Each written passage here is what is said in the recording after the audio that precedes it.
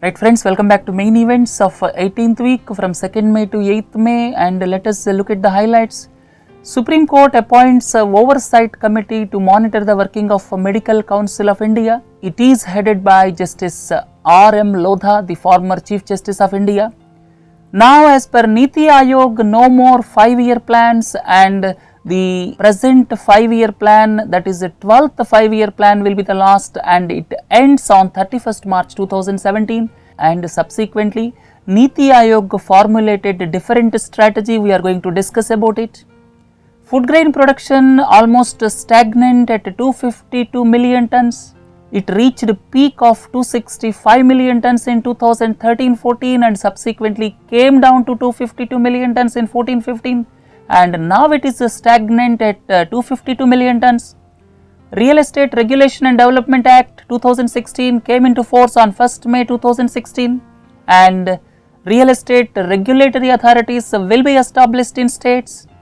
If you look at the events around the world, growing discontent in Iraq, warning signal for other countries in the Middle East. There was agitation in green zone of Baghdad. We are going to discuss about what is meant by green zone. Then good news for India, United States of America reverses its decision to finance sale of 8 F-16s to Pakistan. Now Pakistan has to pay entirely for 8 F-16s. Pakistan is not happy with the decision, but India is extremely happy because at last United States of America recognized that terrorists are being harbored in Pakistan. Then look into the next one, that is the jobless growth, irony of Indian economy. This is the most alarming trend of Indian economy. We are going to deliberate on that. Then core sector growth, the 16-month high, and manufacturing PMI indicates a slowdown. These type of contrasting figures are puzzling the economists with regard to the GDP growth of around 7.5%. Right friends, look at the first and the foremost event.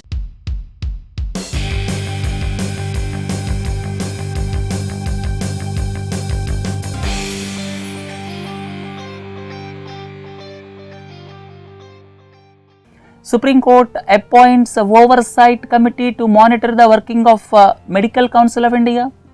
This is headed by Justice R.M. Lodha, former Chief Justice of India, and other two members are Vinod Rai, former Comptroller and Auditor General, and Shiv Sarin, Director, Institute of Liver and Biliary Sciences. Why Supreme Court interfered? The fundamental question, why Supreme Court interfered in the affairs of Medical Council of India? And I listed 3 reasons for it. Please look into this slide.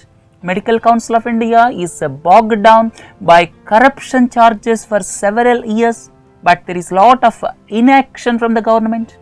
And Dr. Ranjit Roy Chowdhury panel was constituted in July 2014 to study Indian Medical Council Act of 1956, and it submitted its report in September 2014, but so far government has not taken any action. Probably that might have irked the Supreme Court. Parliamentary Standing Committee on Health and Family Welfare was constituted to look into the working of Medical Council of India, and its report was tabled in Parliament on 8th March 2016. No action subsequently by the government. Because of these 3 reasons, using the extraordinary powers vested in the Constitution with the Supreme Court under Article 142, Supreme Court interfered in this matter. Supreme Court, in the exercise of its jurisdiction, may pass such decree or make such order as is necessary for doing complete justice. That is as per Article 142(1) of the Constitution. So using extraordinary powers, the Supreme Court interfered in nominating the Oversight Committee of Medical Council of India. And the strictures made by Supreme Court are worth mentioning on the working of Medical Council of India. First one is, MCI is an ossified and opaque body, no improvement. It's almost stagnant without any improvement, and it is unable to cope up with the humongous task of managing medical education in over 400 medical colleges across the country. Medical Council of India represented neither the professional excellence nor its ethos, medical graduates lack competence in performing basic healthcare tasks. Instances of unethical practices continue to grow. The system keeps out most meritorious and underprivileged students because the admission process was not satisfactory, as majority of the seats in private medical colleges are being allotted for capitation fee. And most of these strictures, please don't forget, are based on the Parliamentary Standing Committee recommendations. And if you ask about the Medical Council of India, it is the statutory body to regulate medical education and profession in the country, and it was established in 1933 and now it functions under the Act of 1956. And as per the Supreme Court instructions, the Government of India has to restructure Medical Council of India within a year. And finally, what are the steps to be taken to reform medical education in the country? First and foremost is ban capitation fee, and admission to medical colleges should be purely based on merit. And at the same time, there is an urgent need to reduce the cost of medical education in the country and increase access even in rural hinterland.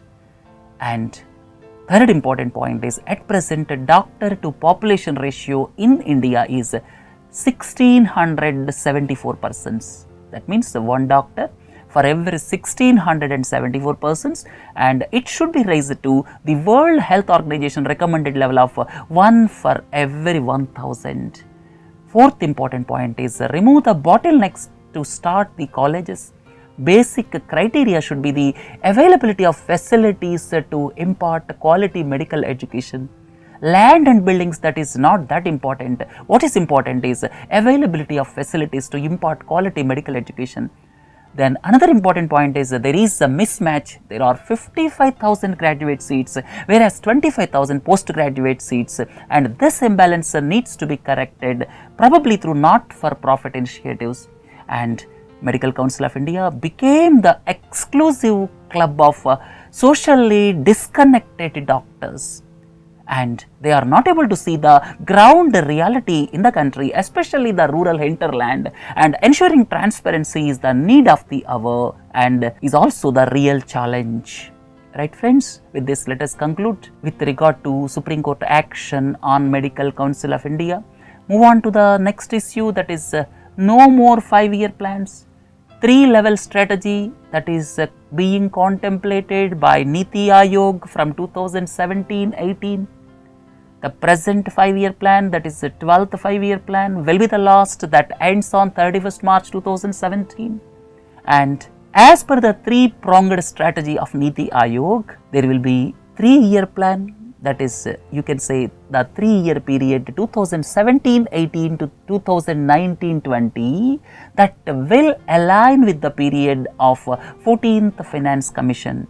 This will be a one-time measure, that is the 3-year period will align with the period of 14th Finance Commission. All of you are well aware, the overall period of Finance Commission is 5 years, but we are into the second year. So as to align with the Finance Commission, Niti Aayog contemplated one plan for 3-year period.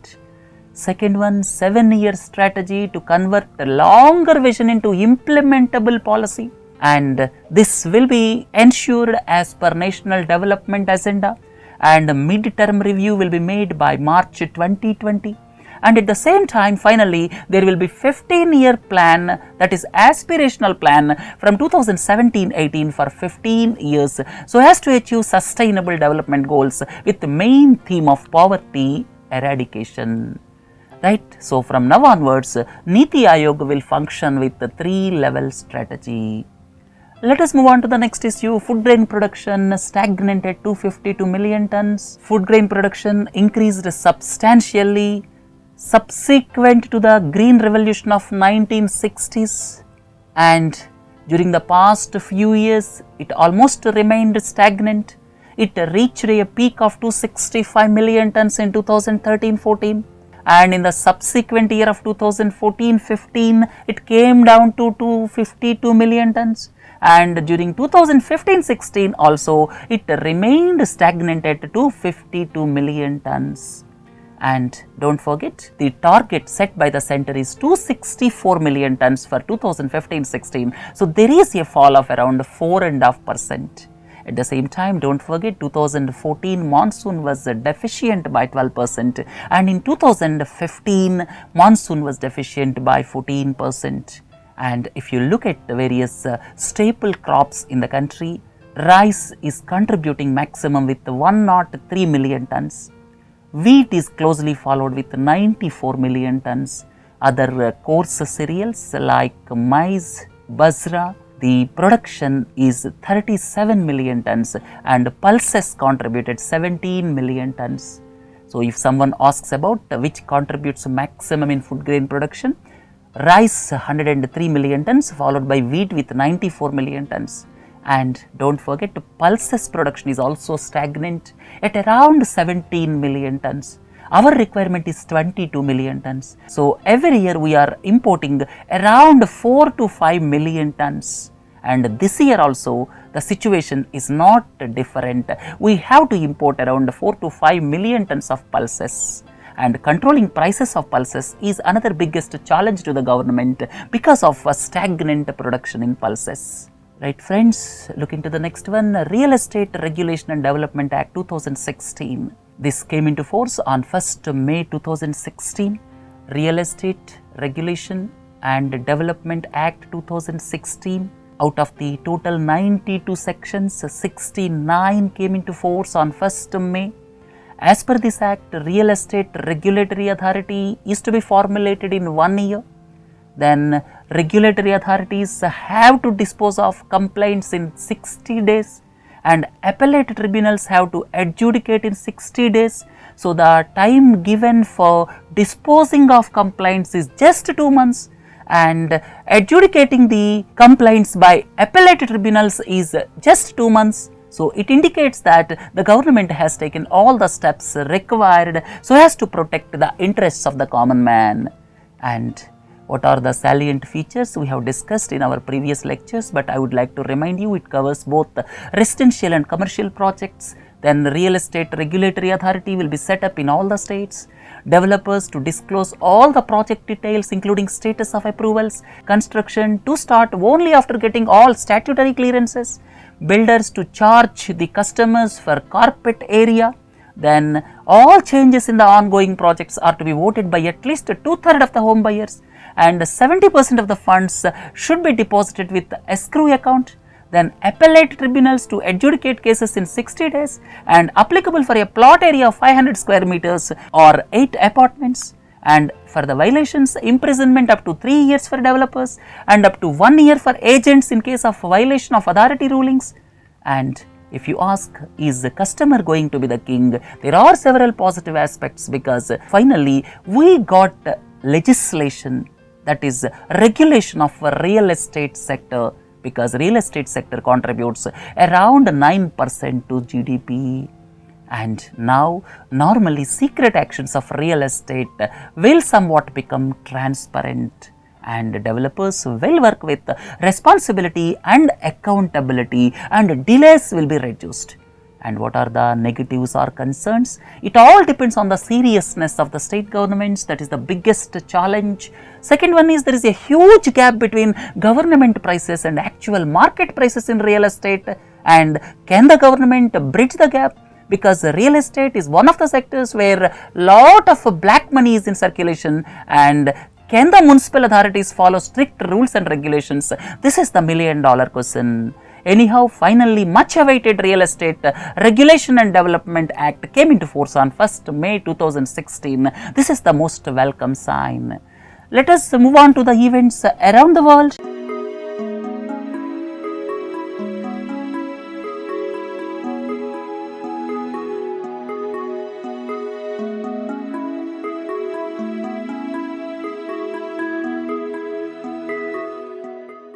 Growing discontent in Iraq.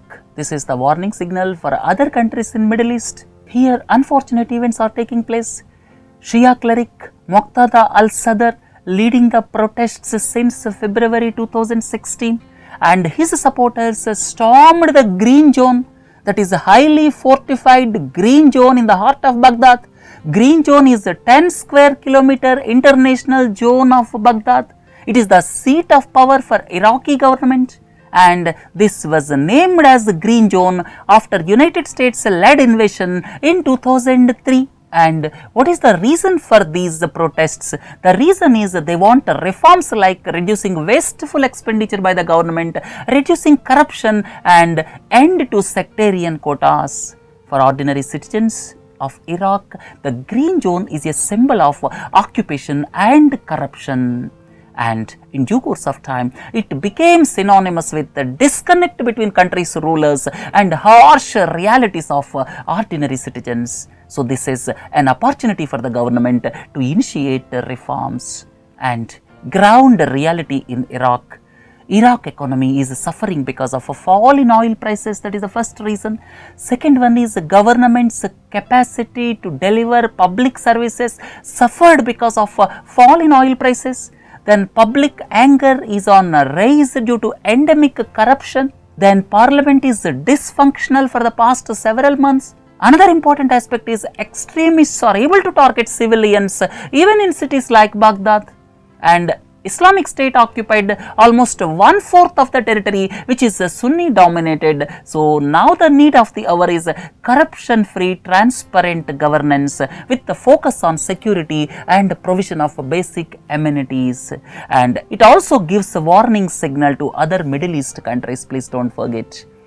Right? So the discontent in oil rich countries is likely to grow because of the fall in oil prices and because of the cut in welfare measures, or because of the cut in expenditure for welfare measures. Look into the next issue, most important and good sign for India-USA relations. USA reversed its decision, asks Pakistan to pay for F-16s, and this decision was taken prior to Narendra Modi's visit to United States of America. And don't forget, Narendra Modi is going to address the United States Congress on 8th June 2016.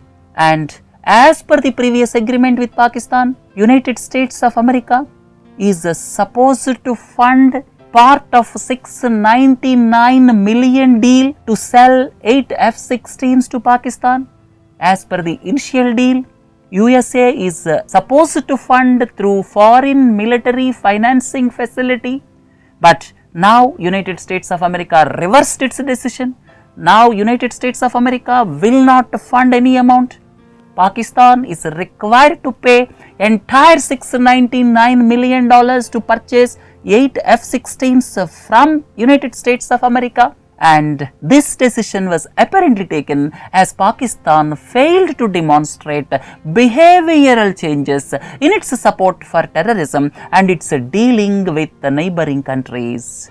Now Pakistan says it will acquire jets from elsewhere if the United States of America does not arrange funding for F-16s. Right? So with these type of developments, it appears that Pakistan may become or may inch closer towards China. And don't forget, the proposed China-Pakistan economic corridor starting from Gwadar port is the most likely to inch Pakistan towards China, right? And United States of America now strongly feels that Pakistan is behind some terrorist groups.